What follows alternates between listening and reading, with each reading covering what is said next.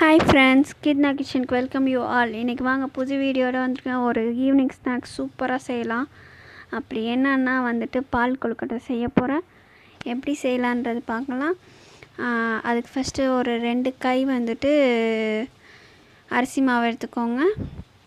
அது எந்த அரிசி மாவு இருந்தாலும் பார்த்து பரவாயில்ல. அப்புறம் ஒரு கொதிக்கிற தண்ணி எடுத்துக்கோங்க. நல்லா கொதிக்கணும் தண்ணி. அது இருந்தால் போதும். அப்புறம் கொஞ்சமாக உப்பு போட்டுக்கலாம். நான் உப்பு ஆட் பண்ணிட்டேன். அப்புறம் தண்ணி ஊற்றிட்டு ஸ்பூனில் கொஞ்சம் நேரம் கிண்டுங்க. கை சூடு பொறுக்கிற வரைக்கும் ஸ்பூன் யூஸ் பண்ணிக்கலாம். ஏன்னா கொதிக்கிற தண்ணி ஊற்றினா மாவும் கொதிக்கும். ஸோ இப்படியே கிண்டிட்டு அதுக்கப்புறமேல் கொஞ்சம் நேரம் கழித்து நம்ம கை வச்சு பண்ணலாம். கொஞ்சம் கொஞ்சமாக தண்ணி ஊற்றுங்க. ஏன்னா தண்ணி நிறையா போயிடுச்சுன்னா கொல கொலன்னு போயிடும். அப்புறம் நீங்கள் மாவு போட்டு போட்டு பண்ணுற மாதிரி ஆயிரும்.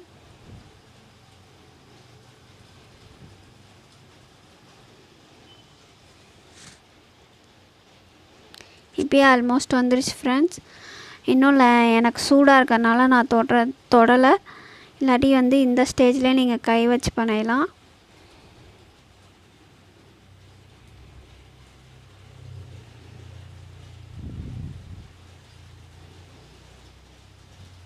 இப்போ பாருங்கள், நான் கை வச்சு பனையிறேன்.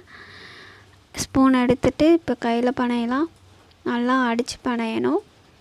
அப்போ தான் நமக்கு ஒரு சாஃப்டாக கிடைக்கும்.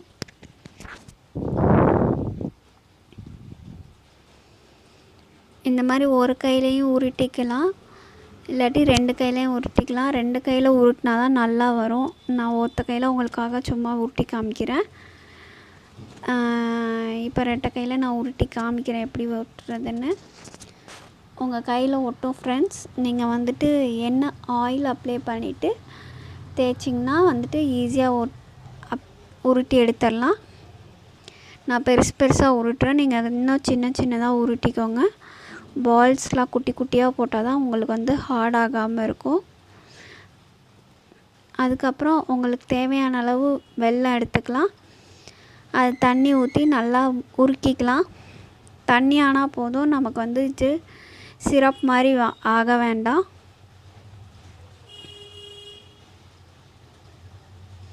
அப்புறம் தேங்காய் பால் எடுத்துக்க ஃப்ரெண்ட்ஸ். இது 1லேருந்து 2 டம்ளர் எடுத்திருக்கேன். உங்களுக்கு ஏற்ற மாதிரி எடுத்துக்கோங்க. அப்புறம் கொழுக்கட்டைலாம் வேக வச்சாச்சு. 10 நிமிஷம் போதும். அதுக்கு மேலே வேக வச்சிடாதீங்க.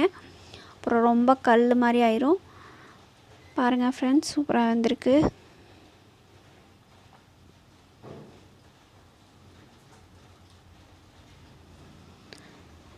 எனக்கு நல்லா உருகிருச்சு ஃப்ரெண்ட்ஸ். இப்போ கொழுக்கட்டை ஆட் பண்ணிடலாம். இந்த டயத்தில் நல்லா உருகிடணும். ஒரு வெல்லம் கூட கட்டியாக இருக்கக்கூடாது. கொழுக்கட்டை ஆட் பண்ணிட்டேன்.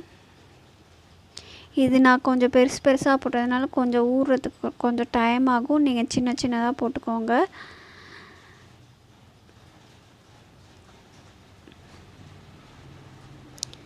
நல்லா கொஞ்சம் கிண்டிக்கோங்க ஃப்ரெண்ட்ஸ். ஒரு கொதி வந்ததுக்கப்புறம் தேங்காய் பாலும் ஏலக்காய் தூளும் ஆட் பண்ணிக்கலாம்.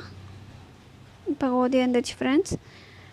ஏலக்காய் தூளும் தேங்காய் பாலும் ஆட் பண்ணிடலாம். பாருங்கள் ஃப்ரெண்ட்ஸ், சூப்பராக வந்துச்சு. இது கூட துருகுன தேங்காய் ஆட் பண்ணி நீங்கள் சர்வ் பண்ணலாம். கண்டிப்பாக நீங்களும் ட்ரை பண்ணிட்டு கமெண்ட் பண்ணுங்கள், சப்ஸ்கிரைப் பண்ணுங்கள், லைக் பண்ணுங்கள். பாய்.